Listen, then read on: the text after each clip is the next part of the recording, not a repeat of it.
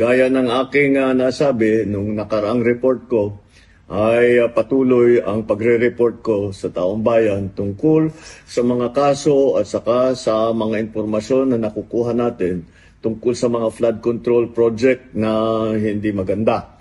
At kaya ngayon ay nais kong ipalaman sa ating mga kababayan na ang ICI at saka ang DPWH ay lahat ng nakuha nila na impormasyon ay ire-refer, ibibigay na sa ombudsman para imbestigahan ng ombudsman. Ito ay tungkol sa mga impormasyon ng dating Speaker Martin Romualdez at saka ni Saldico. Pag nakita lahat ng ebidensya, baka mag-file ng kaso ng plunder o anti-graft o indirect bribery. Malakas naman ang loob natin na yung ombudsman, ang ginagawa lamang ay sumusunod sa ebidensya.